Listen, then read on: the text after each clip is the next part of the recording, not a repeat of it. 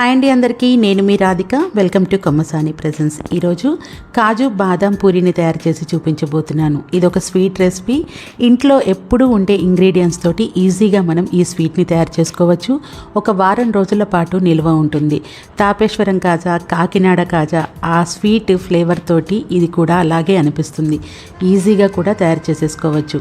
మరి ఎలా తయారు చేసుకోవాలో చూద్దామా? ముందుగా దీనికోసం ఒక గుప్పెడు బాదం, ఒక గుప్పెడు జీడిపప్పుల్ని నానబెట్టుకోవాలి. క్వాంటిటీ ఇంత అని ఏం లేదు, మీరు తక్కువైనా సరే నానబెట్టేసుకోవచ్చు. గంట పాటు నానబెట్టుకున్న తర్వాత బాదంకున్నటువంటి పైన పీల్ని తీసేసుకోవాలి. తర్వాత ఒకసారి శుభ్రంగా వాటర్తో కడిగేసి పక్కన పెట్టేసుకోవాలి.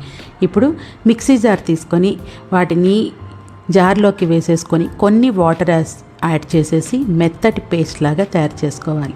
ఇలా మెత్తటి పేస్ట్ లాగా తయారు చేసుకున్న దాన్ని ముందు పక్కన పెట్టేసుకొని ఇప్పుడు పిండిని తీసుకుందాం. అచ్చంగా గోధుమ పిండితో తయారు చేస్తున్నాను.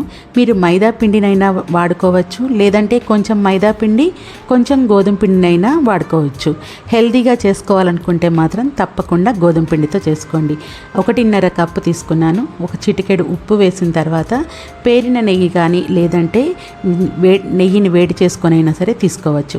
తర్వాత పేస్ట్ చేసుకున్నటువంటి బాదం కాజుని కూడా ఒకసారి నెయ్యిలో ముందుగా కలిపేసేసుకొని తర్వాత పిండిలోకి కలిపేసుకోవాలి. ఈ పిండిలోకి బాగా కలిసేటట్టుగా ఈ ప్యూరీ అంతా కూడా బాగా కలిసేటట్టుగా కలుపుకోవాలి. అప్పుడే పిండికి మొత్తం కూడా బాదం, కాజు, నెయ్యి అనేది బాగా పడుతుంది. ఇలా మొత్తం కలిపేసుకున్న తర్వాత ఇప్పుడు జార్లోకి కొంచెం వాటర్ని యాడ్ చేసి ఆ వాటర్ని పిండి కలుపుకోవడానికి యూస్ చేసుకోవాలి. పిండిని మొత్తం పూరీ పిండిలాగా కలుపుకోవాలి. ప్రెస్ చేస్తూ కలుపుకుంటూ ఉండాలి. ఒకటేసారి ఎక్కువ వాటర్ని వేసుకోకుండా కొంచెం కొంచెంగా యాడ్ చేస్తూ బాగా ప్రెస్ చేస్తూ కలుపుకోవడం వల్ల మనకి పూరీలు అనేవి చాలా క్రిస్పీగా వస్తాయి.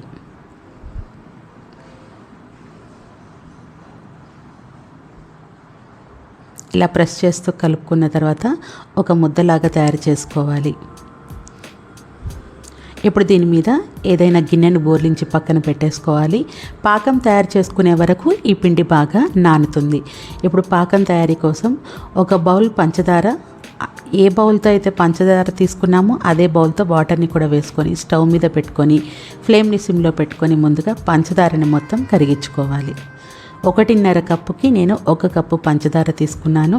2 కప్పులు అయితే 1.5 కప్పు పంచదార. ఇలా ఒక అర తగ్గించి పంచదారని తీసుకోవాలి. దీంట్లో 1 స్పూన్ యాలకుల పొడి, కొంచెం కుంకుమ పువ్వు ఉంటే వేసుకోవచ్చు, లేదు అనంటే ఏదైనా ఫుడ్ కలర్ని కూడా వేసుకోవచ్చు. వీటిని సిమ్లో పెట్టుకొని పంచదార పూర్తిగా కరిగి మనకి పాకం రావాల్సిన అవసరం లేదు. తీగ పాకం కాకుండా కాస్త 2 ఫింగర్స్ మధ్యన జిగురు అనేది వచ్చి కొంచెం లైట్గా తీగ పాకం ఉండేటట్టు, తీగ పూర్తిగా రాకుండా మధ్యలోకి కట్ అయిపోయేటట్టుగా మనం ఈ పాకాన్ని తయారు చేసుకోవాలి. లైట్గా తయారు చేసుకున్నాము అంటే ఒక 3 రోజులు 4 రోజులకి పూజ అనేది వస్తుంది. కాబట్టి ఒక వారం నిల్వ ఉండాలంటే మాత్రం కొంచెం జిగురుగా ఉండి లైట్ తీగపాకం వచ్చే వరకు మనం వీటిని మరిగించుకోవాలి. తర్వాత స్టవ్ ఆఫ్ చేసేసి పూర్తిగా చల్లార్చుకోవాలి. ఇప్పుడు పిండిని మరొకసారి మొత్తం కలుపుకోవాలి.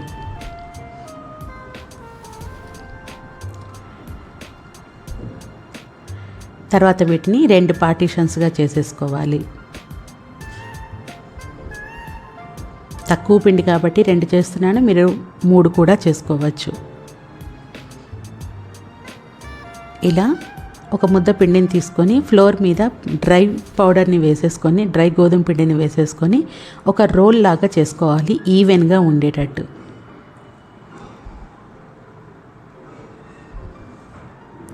మనం వీటిని డైరెక్ట్గా ఉండలుగా కూడా చేసుకోవచ్చు. బట్ ఈ ప్రాసెస్లో చేసుకుంటే ఉండలు అనేవి ఈజీగా చేసుకోగలుగుతాం కాబట్టి ముందుగా వీటిని రోల్ చేసేసుకోవాలి. అంత సైజులన్నీ ఒకటేలాగా రావాలి అంటే ఈవెన్గా రోల్ చేసేసుకొని నైఫ్ తీసేసుకొని చిన్న చిన్న పార్టీషన్స్గా చేసేసుకోవాలి.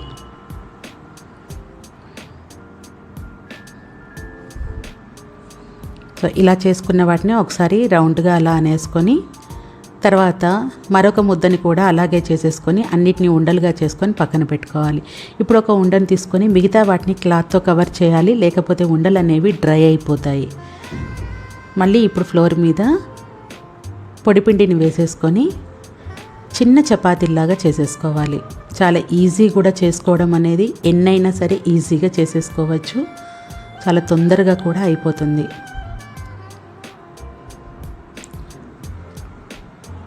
ఎక్కువ మందంగా లేకుండా మరీ పల్చగా లేకుండా ఇప్పుడు నేను చూపిస్తున్నంత మాదిరిగా చేసేసుకొని ఒకసారి హాఫ్ ఫోల్డ్ చేసుకొని మళ్ళీ ఇంకొక హాఫ్ ఫోల్డ్ చేసుకోవాలి. అంతే, ఈజీగా ఈ షేప్ అనేది వస్తుంది.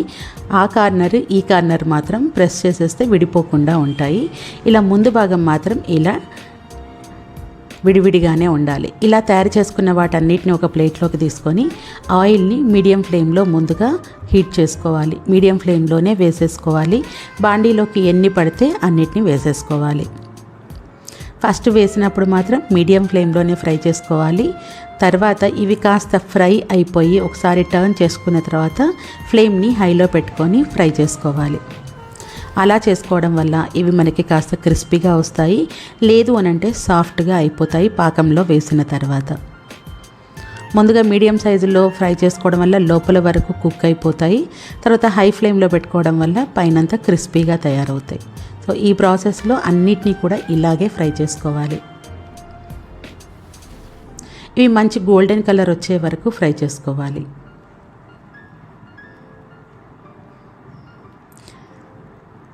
ఇవి ఫ్రై అయిన తర్వాత పాకం మనకి పూర్తిగా చల్లారిపోయి ఉంటుంది కాబట్టి రెండుగా వేసుకోవచ్చు.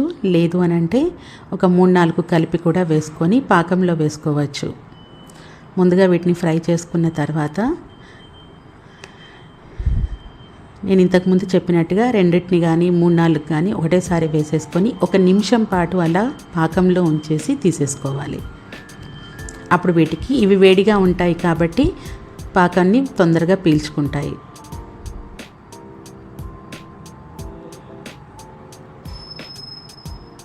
మరి ఎక్కువసేపు నానబెడితే సాఫ్ట్నెస్ వచ్చేస్తుంది కాబట్టి 1 నిమిషం పాటు అలా ఉంచేసి తర్వాత తీసేసుకుంటే మనకి చాలా క్రిస్పీగా జ్యూసీగా తయారవుతాయి.